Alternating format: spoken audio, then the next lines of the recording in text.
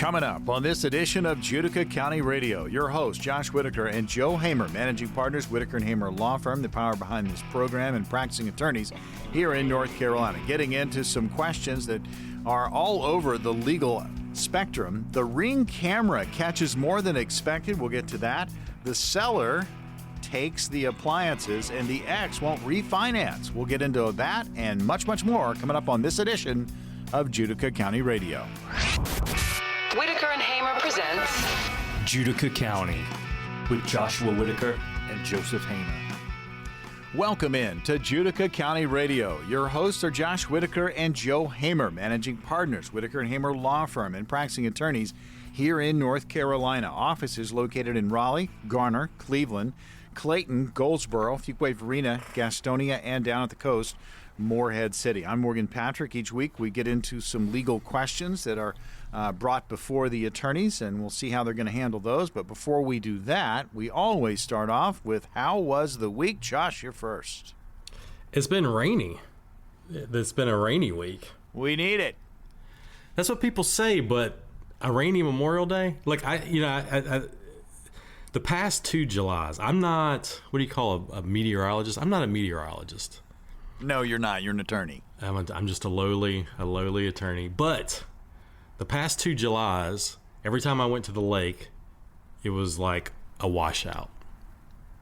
I don't know. I don't have the data in front of me.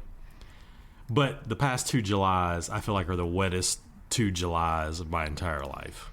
Well, and again, to defend our fans of rain, which I am, when you walk across your lawn and it crunches, we need rain. So suck it up.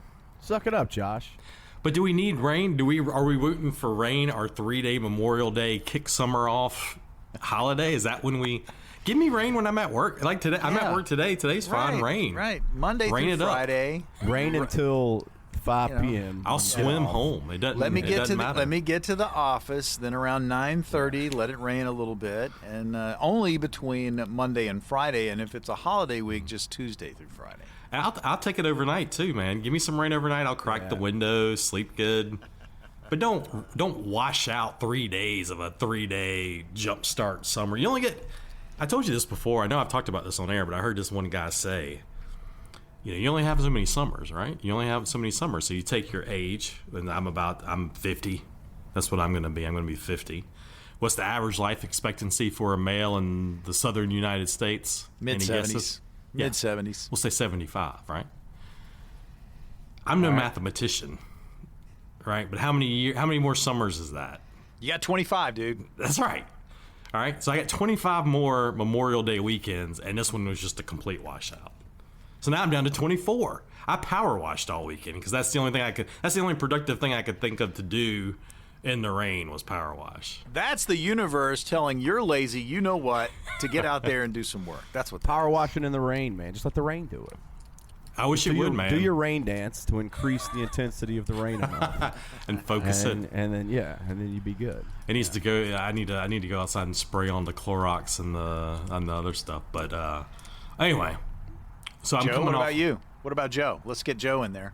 I was doing pretty good, man. I thought things were going well, and then Josh laid out that scenario about how one of the last summers I have in my life has been ruined by this rain, and now I'm miserable, man. Everything's now. Wait terrible. a minute, you've got 35 summers left. I know, man. You got summers to burn. Yeah, I hope so, man.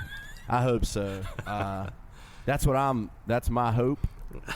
But we'll see. Morgan, how many summers are you down to? 16.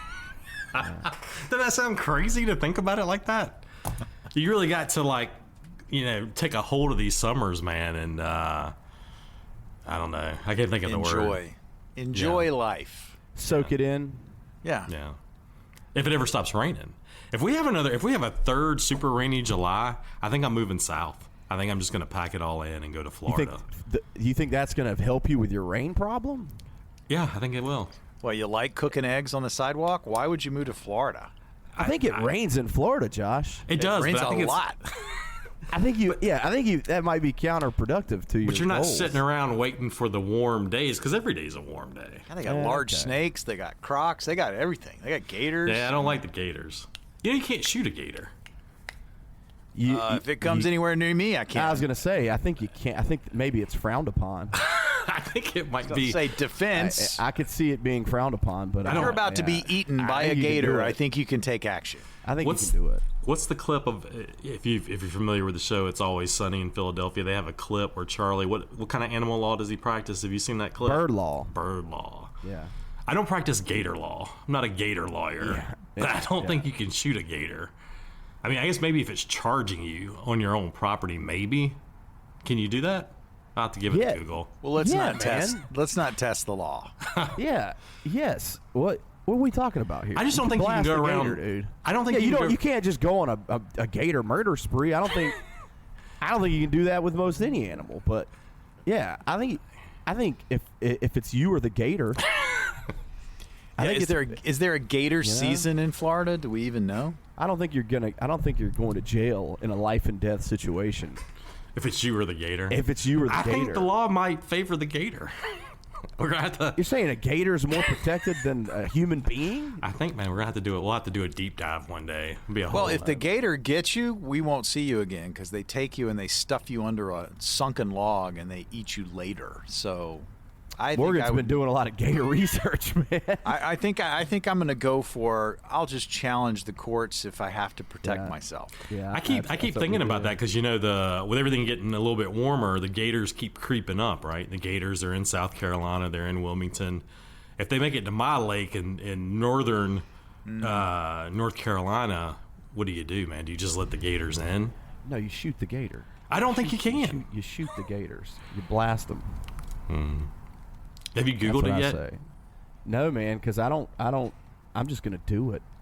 You don't want the knowledge beforehand. Yeah, I don't. Yeah, I want to beg for forgiveness. If it comes down to it, I'm gonna.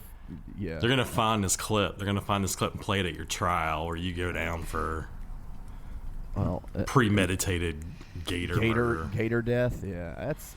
Hey. Anyway, it is what it is, man. It's almost. Well, I guess when we air it will be June, right? So it's almost June or June. No. This is going to air the final weekend of May. Okay. So it's almost June. Almost. It's close. Not to quite. June. I want some good weather, man. I don't care if we're in a rain deficit. I want blazing hot, good summer weather all summer, and it can rain like crazy in November and December. Yeah, everybody that's got crunchy grass in their front yard, you can send all your complaints to Joshy. Yeah, Josh. We got more of these questions, right? We got these questions every week lately. It feels like me and Joe are taking some kind of weird law school exam, where Morgan pelts us with these questions. But we got more of those today. I like throwing them really hard. I like to pelt the attorneys. We want to remind you too. Hey, Josh, before we take our first break, let's talk about the complimentary consults and what they cover.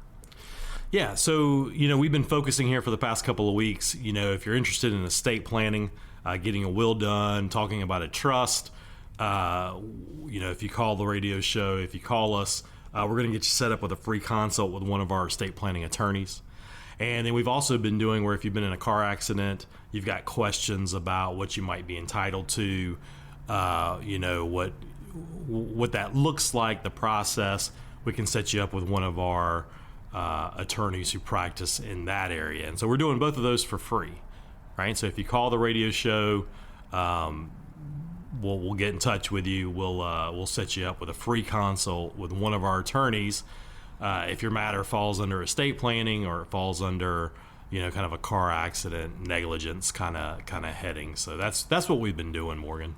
All right, and to grab one of those consults, give us a call, 919-772-7000. That's 919-772-7000. You can also visit the website, and that's a great resource for you as well, wh.lawyer. Again, the number to call to grab a consult in and around estate planning, or if you've been in a recent car accident, a personal injury situation, and you've got questions, grab one of these consults and do it right now, 919-772-7000.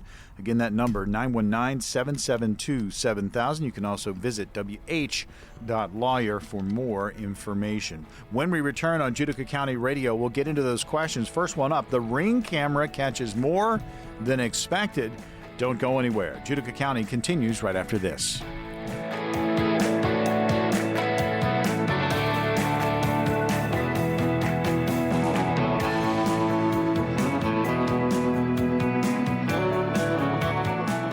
We are back on Judica County Radio. Your hosts are Josh Whitaker and Joe Hamer, managing partners, Whitaker and Hamer Law Firm and practicing attorneys here in North Carolina.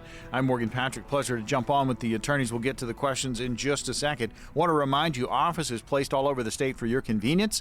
Raleigh, Garner, Cleveland, Clayton, Goldsboro, Fuquay-Varina, Gastonia down near Charlotte, and, of course, Morehead City on the coast. We do have the complimentary consults in and around estate planning or personal injury, and you can call at any time, no cost, no obligation, 919-772-7000. They'll set that up for you, 919-772-7000. You can also visit wh.lawyer. So we're to the questions, attorneys. Here we go. The Ring camera catches more than expected. That's the category, and here it is. My neighbor's Ring camera points towards my front door and captures everyone coming and going from my house. I hate it. Can I make them take it down? You guys have those Ring cameras? You got those? I got a couple pointed at your house. Right. Yeah. In the woods. Yeah. Yeah. So. You, Morgan? Yes. I had one. I've got one. I had one, and I was power washing. Going back to power washing. This was a few years ago. This wasn't this weekend. And you washed Seems it like away? you do a lot of power washing, man. I do. I do a lot of power washing. I taped it up and everything, and it shorted out. It stopped working. I haven't replaced it. The doorbell works. The camera doesn't. So you weren't just blasting it with your power washer? That's right. Yeah. Dead on. Wasn't even trying to avoid it. Yeah, just straight on. Cleaned it up a little bit, you know. Yeah, so it's very clean. It just doesn't work. Yeah, it looks good, doesn't function. That's right. Unfortunate. All right, so the Ring camera points toward so his neighbor has a Ring camera. It sounds like the neighbor's got it in a normal spot where you'd have a Ring camera, and it just happens to show across the street. There's nothing to do there, right? You know, that's all, you have no expectation of privacy in your front yard. Yeah. I would say, right? If you live on a public street, heck, even if you live on a private street, you know, you have no expectation. Anybody could drive down there at any time. And if you're out in the front yard, butt naked or whatever you do in your front yard, Hey. Family show. Hey, that's Josh. that's public business. Now these things get tricky. You know, if you got like a fenced-in backyard, and you've got a neighbor kind of trying to angle a camera into the backyard, or you know, if somebody's trying to angle a camera to see into your house, right?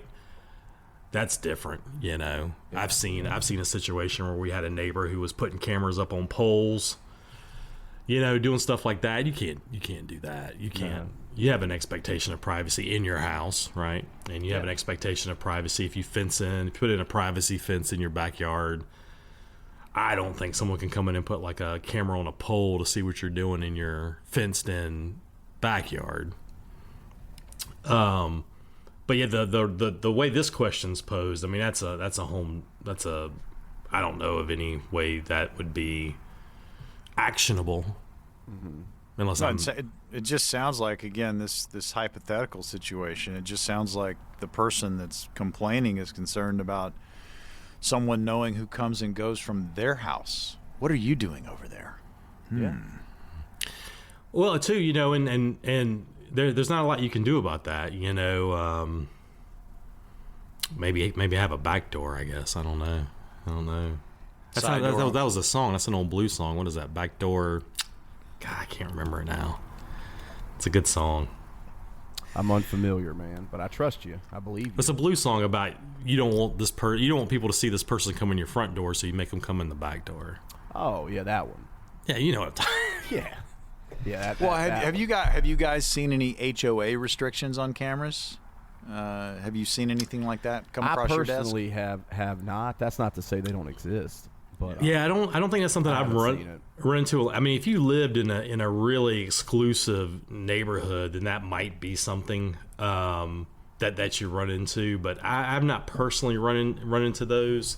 They may be more popular in other states. HOA restrictions on where you can place a camera and things like that. But no, I haven't run into those yet, Morgan. Okay. All right. Well, let's move to this question. Here we go. The seller takes the appliances. So here's the question. That was the category. We closed a house Friday When we got the keys, the refrigerator and mounted TVs were gone. Seller says they were not included. Can they do that? So I always, when we're answering these type of questions, we're missing some facts. And so we have to make some assumptions. And so I'm going to assume this buyer and seller were using the standard offer to purchase and contract that most real estate agents in North Carolina use. Yeah. Right. So there's a kind of a standard offer to purchase and contract that everybody kind of uses. It's been approved by the bar. It's been approved by the real estate agent organizations. And so if this is being governed by the standard contract, mounted TVs are fixtures, right? So mounted TVs, unless it's negotiated otherwise, they're assumed to stay. A fixture, is anything that's physically attached to the home, right? Refrigerators are not by definition fixtures, so you have to negotiate for like refrigerators, washers, dryers, things like that. If those are going to stay, those need to be put into the contract that they're going to stay. Yeah, convey. I mean, I bought a couple of houses, and those were that was part of the conversation. What's going to stay? What's going to go? Mm-hmm. We didn't have to deal with a mounted TV situation, but I mean, everybody's got them now, and they're part of the home.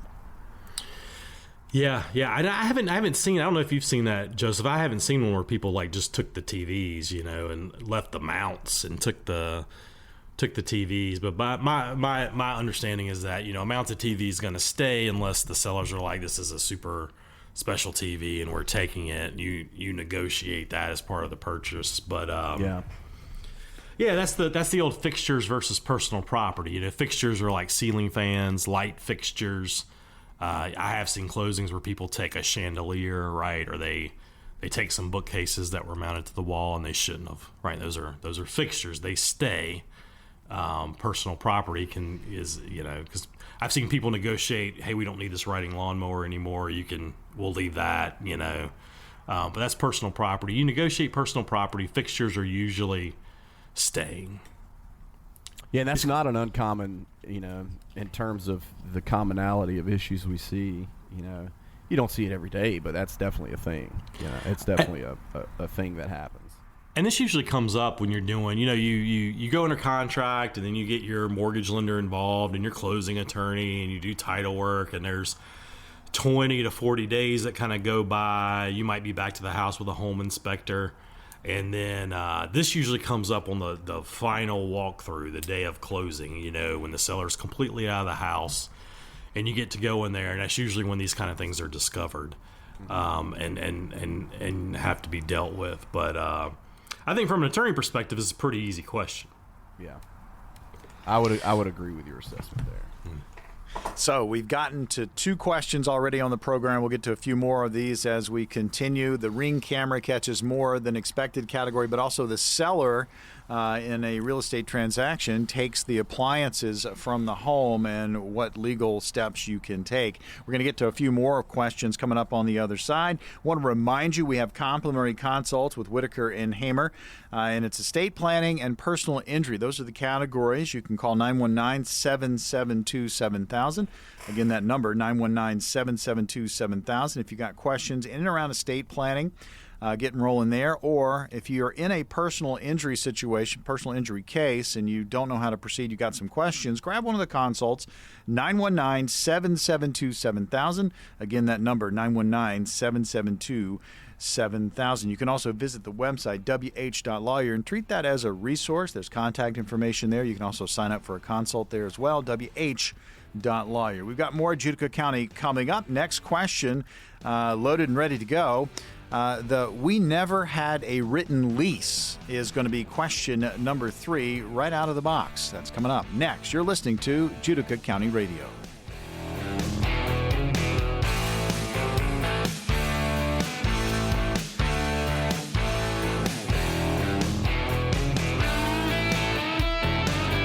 We are back on Judica County Radio. Your hosts are Josh Whitaker and Joe Hamer. They're the managing partners at Whitaker and Hamer Law Firm, the power behind the program. They're also practicing attorneys here in North Carolina. Offices placed conveniently across our state, down at the coast, Morehead City, over near Charlotte, in Gastonia. You got Fuquay Varina, Goldsboro, Clayton, Garner, Cleveland, and the Cap City, Raleigh, North Carolina. I'm Morgan Patrick. Pleasure to jump on with Josh and Joe and get to these questions. The next question we're going to hit is this. We never had a written lease, and here that's the category. Here's the question. My tenant says he'll leave soon, but it's been 4 months. We never had a written lease. Can I just tell him he's out?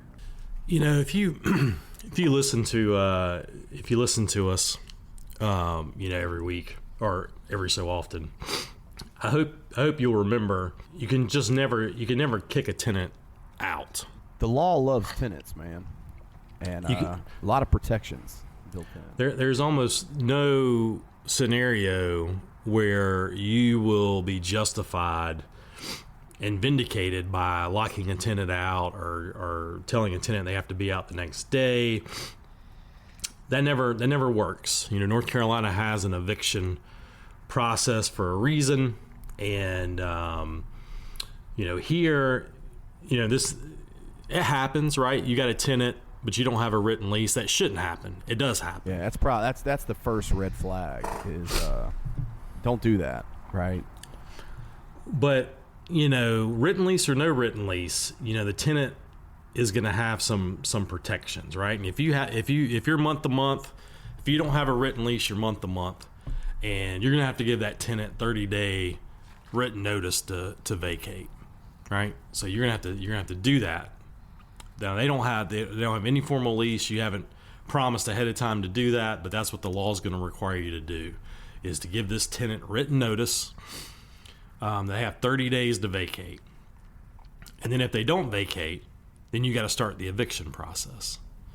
So you'll have to serve them with a small claims eviction complaint. There'll be a day in court.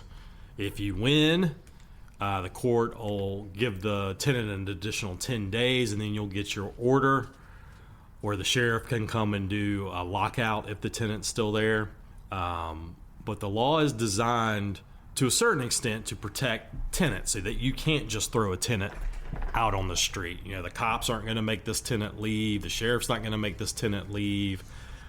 This tenant's going to be there until you follow the eviction process. And so that's why it's really...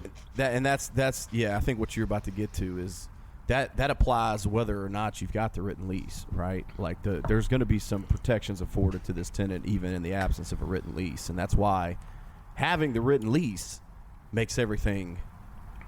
It's just way better, man. There's no benefit to not having it. Yeah, and you don't have to have, a 149-page lease, right? You don't have to have this monumental lease, but you need a lease that says this is who's allowed to live here. These are the ways that you can breach this lease. You can't participate in criminal activity here. There's some bare bones things you need to protect you, because it's hard to breach a verbal lease, right? If they're making payments, if they're doing what they're supposed to do. But anyway, leasing out property is not to be taken lightly, and you should have something written in place, because evictions are no fun for anybody. The tenant, the landlord, nobody likes evictions. Question and answer going to continue. We have complimentary consults with Whitaker and Hamer. If you've got some questions in and around estate planning or maybe a personal injury case, grab one of the consults. 919-772-7000. No cost, no obligation. 919-772-7000. You can also visit wh.lawyer. Back after this.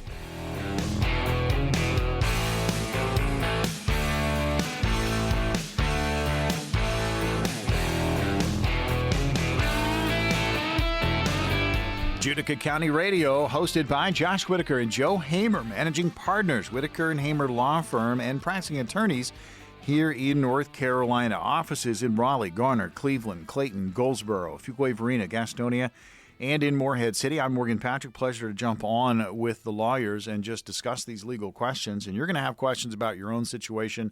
And in and around estate planning or personal injury case, we have complimentary consults. Call the number 919-772-7000. No cost to it, no obligation to become a client. But if you have questions, get some answers.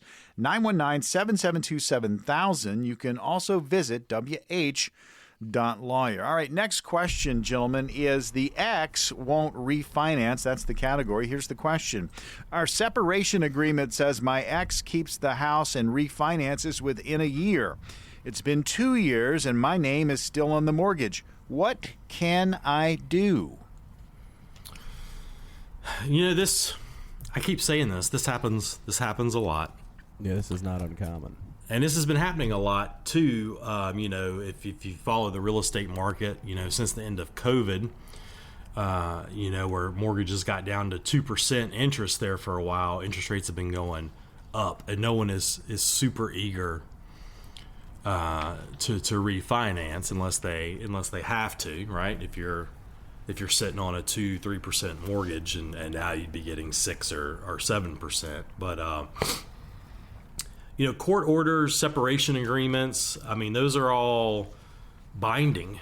You don't really have you can't disobey a court order. You shouldn't breach a separation agreement. So here the ex was supposed to refinance within a year now.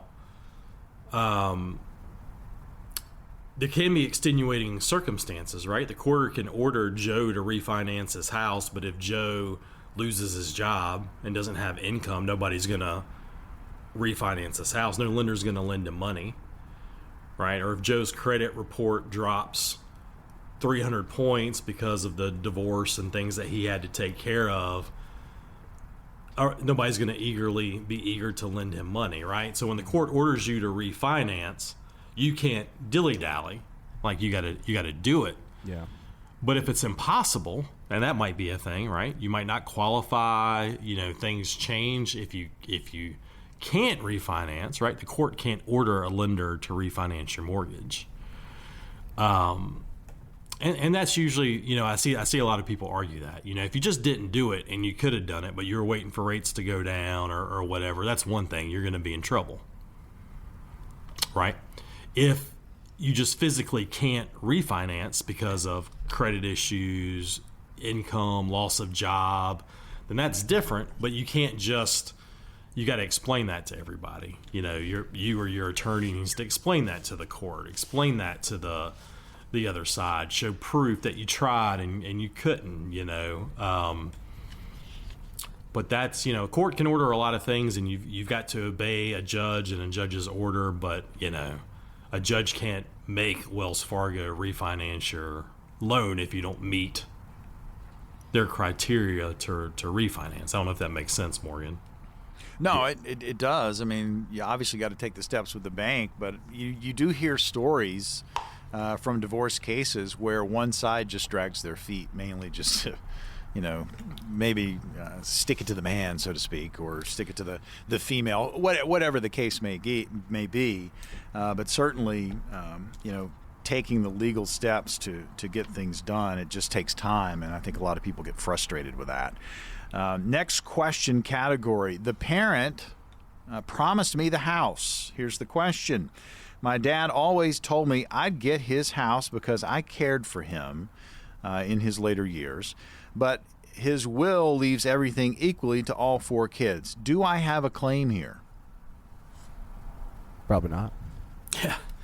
Yeah. Probably not. I always want to treat these questions as more as a jumping off point, because we never, you know, when you practice law, every fact pattern is different, and lawyers may seem wishy-washy sometimes because you know, one fact can change the way that we think about your case, you know, and so there are facts here we probably don't know that may add or subtract from our legal analysis. But yeah, here, you know, the will's the will. This dad left a will leaving everything to the kids, which makes perfect sense. He didn't disinherit anybody. You know, a verbal promise is not worth a lot, you know. Verbal. When you've got a valid will, we've talked about this in the past on the show, but it's difficult. It's very difficult to challenge the validity of a will that was well prepared, properly executed. There's a very high bar there, and that bar is not met simply by saying, "Hey, Daddy told me I could have this house," and fortunately so, because you'd probably have a lot of that happening, in the wake of people passing away and disputes that we see come from that. Yeah, and there's not a lot to do here. I always try to be very honest with people. And if you come sit down with me, I don't want to take your money to pursue a case that I don't think you have much chance of winning. And so I'm usually I'll tell you, I don't think there's much here. I don't think there's much of a claim here. You don't sugarcoat it. You don't sugarcoat it at all. If it's there, it's there. If it's not, it's not. Sugarcoating it, Yeah, and here, benefit. And here, I wish we did have some more facts that kind of pumped up the claim more, like maybe a writing, that the dad made and signed, which still is not a lot, but anything, verbal agreement can be an agreement, but it's I don't know. There's not a lot here. Yeah. Well, let's hit one more question. We'll take a break, but the question is going to fall into this category. The neighbor's tree, well, it falls. Here's the question. My neighbor's giant oak looked dead for years. We warned them repeatedly. It fell during a storm and crushed our fence and also our shed. Who probably pays here? Are we answering this question now? Yeah, we're doing it now. Are we live on air? We're answering this question? We're not live. We're live to tape, so. Live on tape. Live on tape. To be played later. This is another one that makes me think of that It's Always Sunny reference when they're talking tree law, right? This is there is a lot of case law and there's a lot of statutes in North Carolina on trees, and the damage they cause and who's responsible. And the big thing here is, I would say act of God versus negligence, right? If you got a tree in your yard and lightning strikes it and it falls on the neighbor's property, that's probably not the owner of the tree's responsibility. Yeah. Right? An act of God's an act of God. We're all subject to those. There's nothing we can do to control it. If lightning hits a tree and that tree falls, and that's probably the person whose shed got crushed, that's their problem, right? If the tree's been dying for a long time and the person who owns the tree has gotten notice that the tree's dying, and a light breeze blows it over, there's an argument that that's the tree owner's liability, right? You knew it was rotten, you knew it was dying, it could fall any time. A breezy summer day knocked it down, But that's the big argument. Was it an act of God? Because we're all liable for those, or was it negligence? And it's tough. It comes down to facts again. I keep saying that, right? It keeps coming down to the facts of this case. But that's North Carolina Tree Law 101 right there. There you go. We are educated. Judica County Radio will continue on the other side. Josh Whitaker and Joe Hamer are your hosts. Complimentary consult in around estate planning available to you right now. Estate planning or personal injury case. You got some questions? Grab one of the consults. 919-772-7000. That's 919-772-7000. You can also visit wh.lawyer. More Judica County coming up.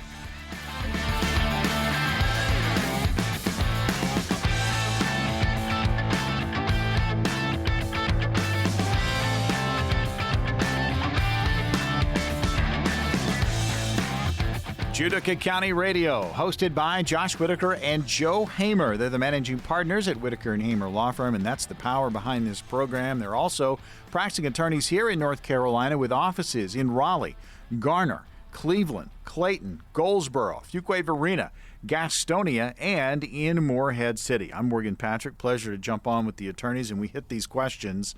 And they're happening every single day, and we'll get some answers. Now, you've got your own questions. Bring them to a complimentary consult, estate planning or personal injury.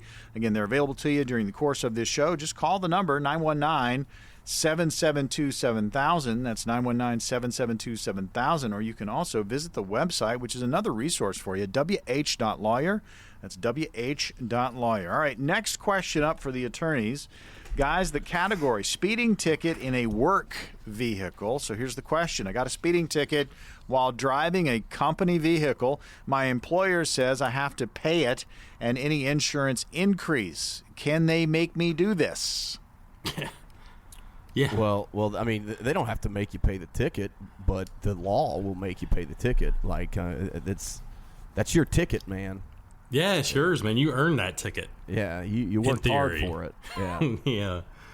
Yeah, no, that's not your employer's problem yet. It will be your employer's problem if you don't take care of it, right? Because if you don't take care of it and your license gets suspended or something like that, your employer is probably not going to want you driving a work vehicle around. Mm-hmm. But yeah, that ticket's yours. You got to deal with it. You got to hire an attorney. You got to pay the fees. If you have a commercial driver's license, right? If you have a CDL, let your attorney know, because those consequences are a little different than regular consequences. So since this person's driving for work, I'm going to assume he may have a CDL.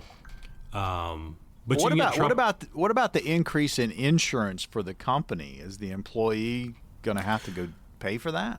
No. So the employer's insurance, that's the employer's problem. But the employer's only going to let people drive that meet certain criteria. Yeah. Every insurance company is different, but you can't have someone with a suspended license or a lot of points. That's going to be a risk your employer's insurance company doesn't want to take. So you may, if you don't handle this ticket properly, you may be working yourself out of a job here if driving is a big part of your work. But yeah, the ticket's your problem. You should deal with it. You should hire an attorney. And you don't let these tickets get away from you. We talk about how it's such a slippery slope. You forget one court date, everybody gets busy. Or if you just pay it in the mail because you don't want to deal with it, you're going to get some points. And they have some wide-ranging effects. So don't let these traffic tickets trip you up too bad. Mm-hmm. All right, another question coming at you. Social media divorce evidence is the category. Here's the question. My spouse posted beach pictures with someone new and tagged the location while telling the court they couldn't afford support.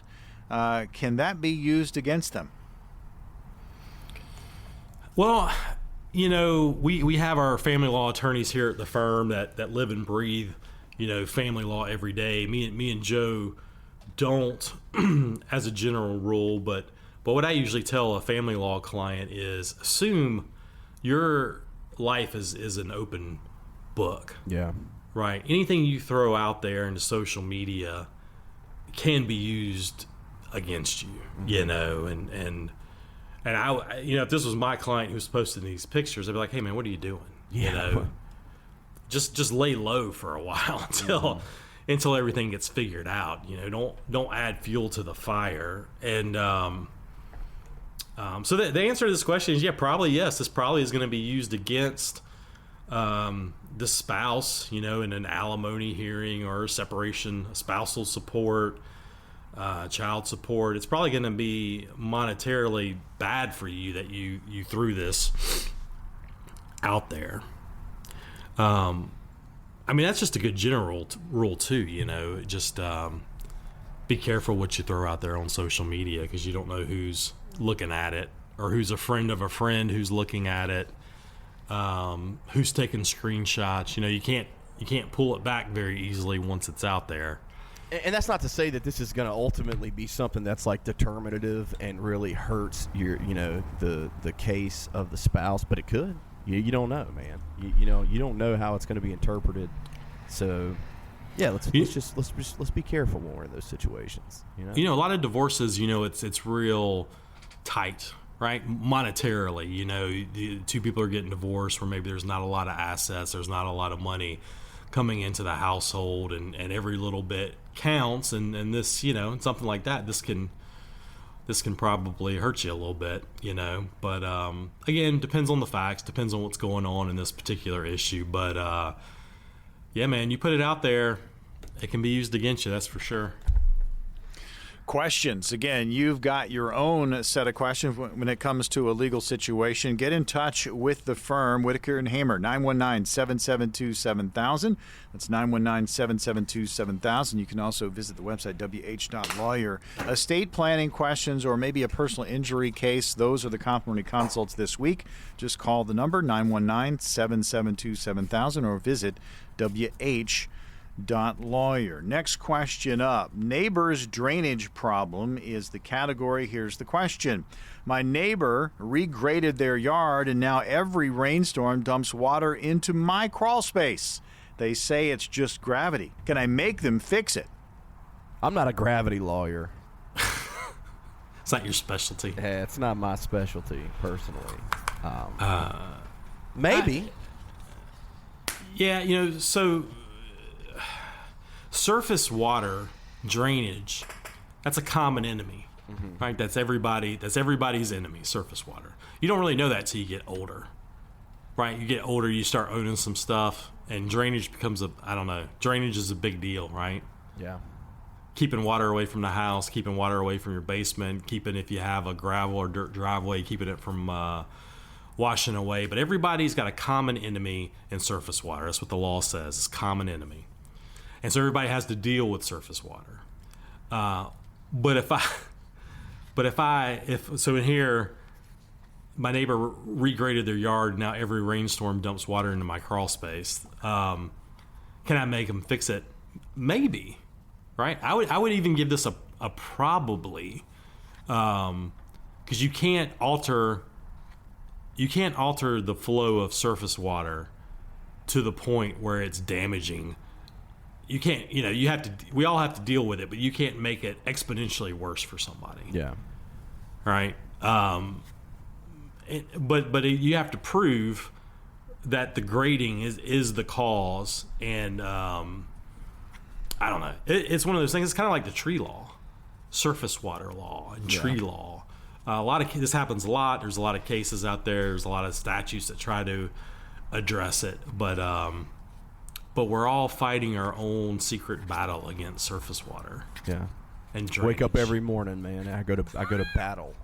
We're kind of chuckling, but I mean these things come up. I mean, neighborhood situations, drainage situations, tree falls on a fence or a shed. I mean, these are situations that people face probably day to day, and just having a pathway legally that they can take, or just find out maybe there's not much of a pathway, but at least ask the questions and get some answers back. Complimentary consult on estate planning or maybe a personal injury case that you're facing, available to you right now with Whitaker and Hamer Law Firm. Simply call our number, 919-772-7000. It's 919-772-7000. You can also visit the website, wh.lawyer, and really kick the tires there. That's a great resource for you. And if you've got questions, maybe it's in a different category, man, call the number, 919-772-7000, or visit the website, wh.lawyer. We got one more segment coming up with Josh and Joe, and it's going to be legal questions in and around the can I remove my child's cosigner? That's question number one in our next segment. We'll also get to the employee starts a competing business. What can you do there? That's all coming up next. You're listening to Judica County Radio.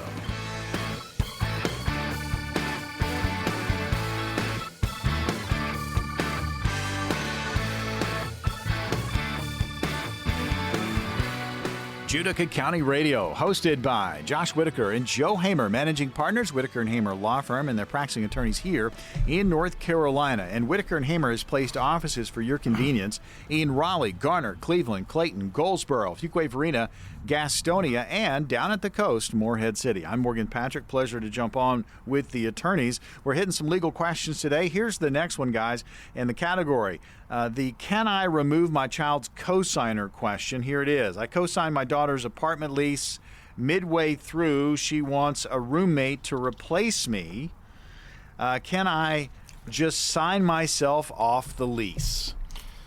You were talking earlier about, if you listen to us every week, we appreciate you. If you don't make it every week, but you hear us, enough. You got to do better.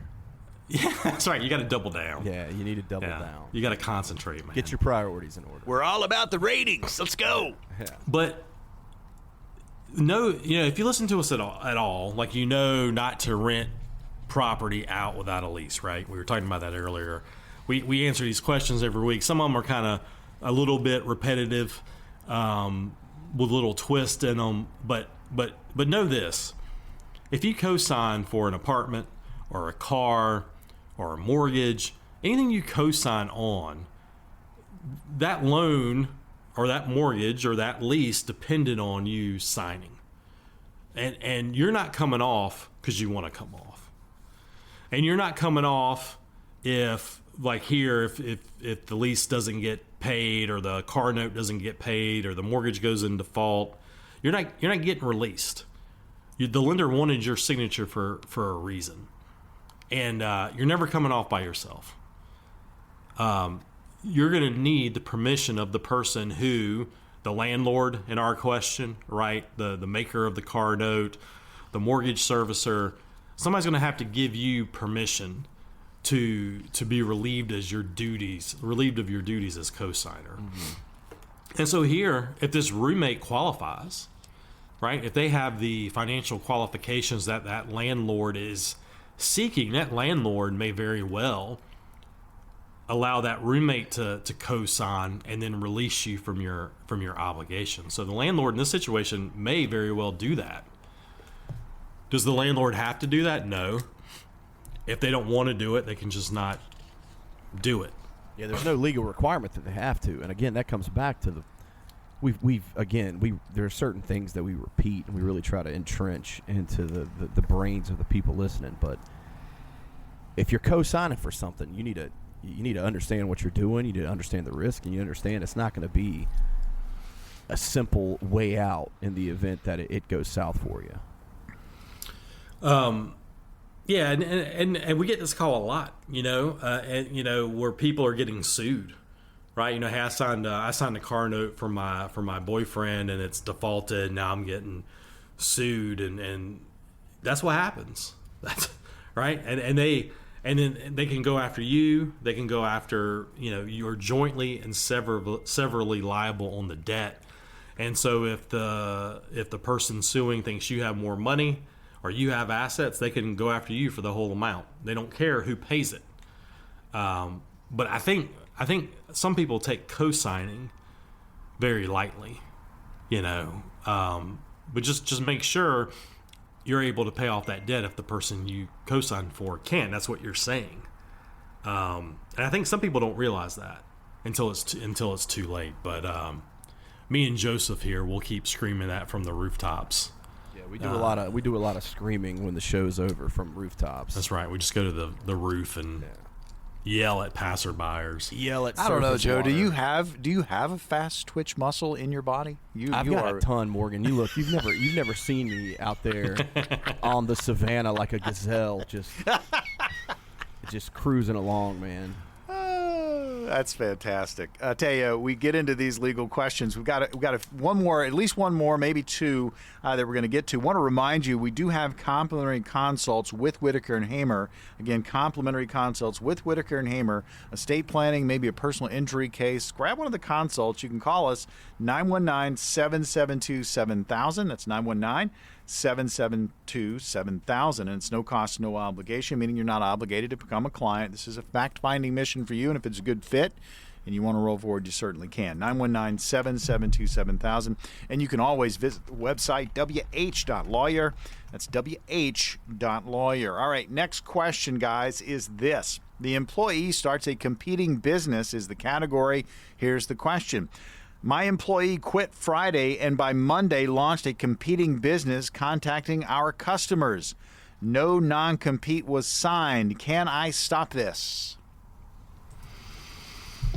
Potentially. Yeah, there's potential there.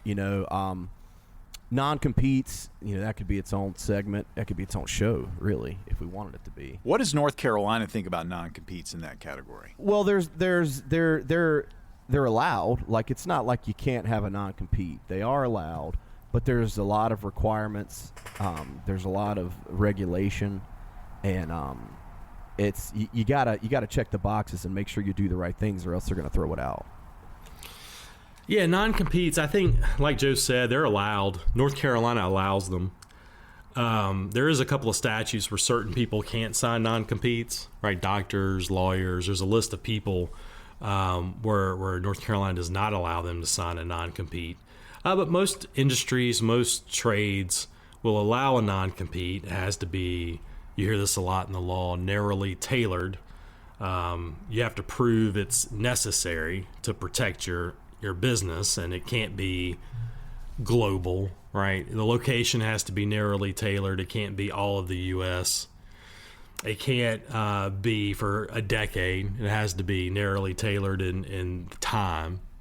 And it all has to make sense. It has to be calculated to protect your business. Now, most industries have kind of gotten away from non-competes.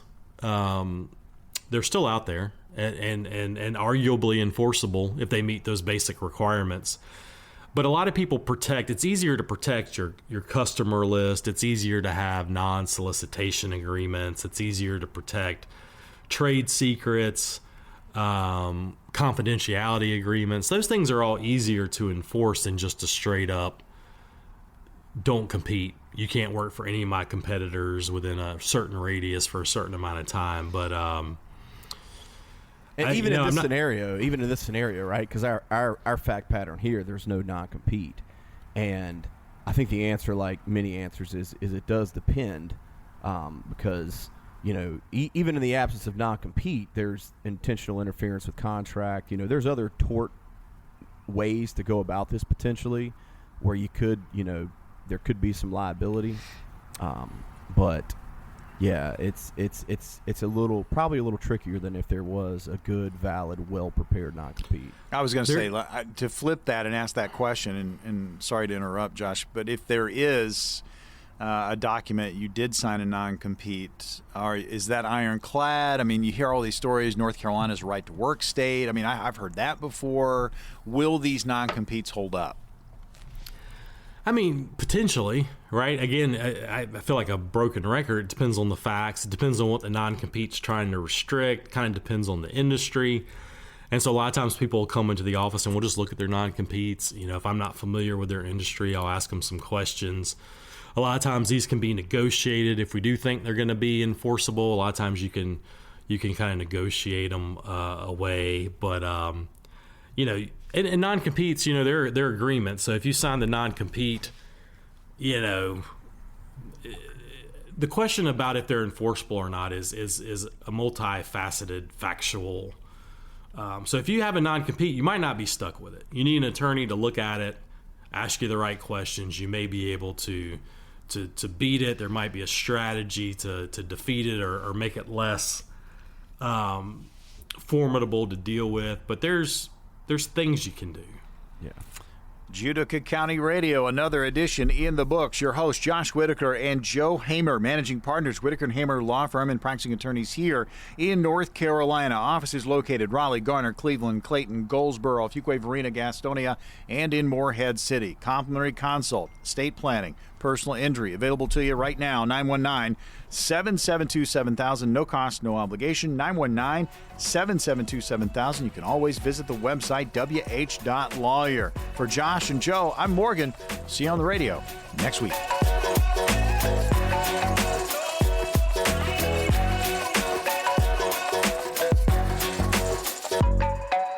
Judica County is hosted by attorneys licensed to practice law in North Carolina. Some of the guests appearing on this podcast may be licensed North Carolina attorneys. Discussion on this podcast is meant to be general in nature, and in no way should the discussion be interpreted as legal advice. Legal advice can only be rendered once an attorney, licensed in the state in which you live, has the opportunity to discuss the facts of your case with you. The attorneys appearing on this podcast are speaking in generalities about the law in North Carolina and how these laws affect the average North Carolinian. If you have any questions about the content of this show, you can direct such inquiry to Joshua Whitaker at jmw@mwhlaw.lawyer.